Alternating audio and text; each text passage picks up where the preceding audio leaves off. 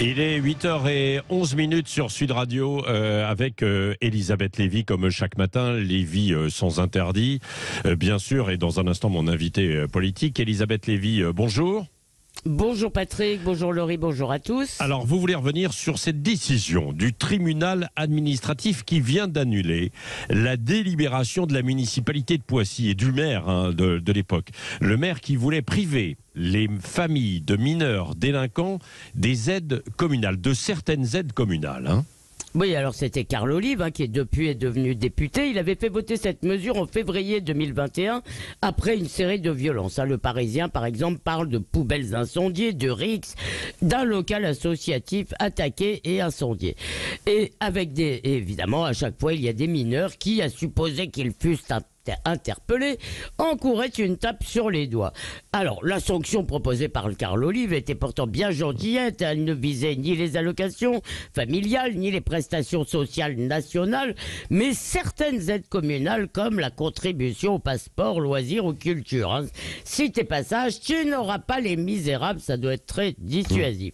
Et cela concernait aussi, soyons sérieux, certaines bourses ou certaines contributions municipales aux bourses. Et pour perdre ses bienfaits, il fallait que le mineur ait été sanctionné après un délit troublant l'ordre public et en prime, c'était pas tout comme condition, que la famille ait refusé l'accompagnement parental, un dispositif qui est censé recréer du lien entre les familles et les institutions. Bref, cette mesure proposée par Carl Olive, votée, était presque inapplicable concrètement et ce dispositif était vraiment plein de bienveillance et de précaution. Et pourtant, ce n'était pas assez.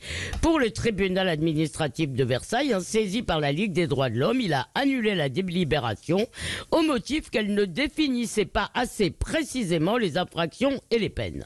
Alors c'est l'état de droit, Elisabeth Lévy, parce qu'il y a des formes à respecter, non ?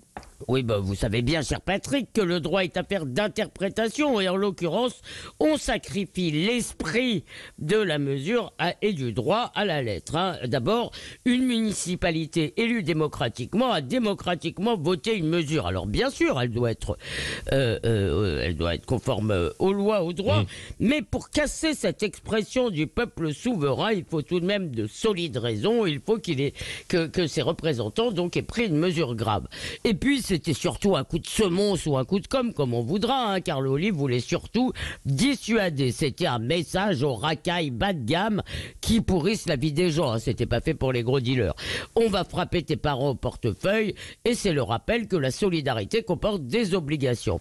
Alors si on comprend bien l'esprit du tribunal administratif, ils publient pas leurs décisions sur Internet, les droits des familles et des mineurs sanctionnés n'étaient pas assez protégés. Et alors voilà, les fameux droits de la défense, ils sont bel et bien menacés dans les régimes totalitaires où la société est dominée, voire opprimée par l'État. Mais chez nous, la balance est archi déséquilibrée en faveur de la société. En tout cas, attention, s'agissant des fonctions régaliennes. Dans ce cas, on protège les individus contre l'autorité de l'État quand il faudrait protéger l'État, ou plutôt la puissance publique en général, contre le piétinement de son autorité. Il y a eu un sondage IFOP ce week-end, me semble-t-il, et 85% des personnes interrogées, y compris d'ailleurs une énorme majorité des électeurs insoumis, pensent que l'autorité de l'État est une notion qui se perd.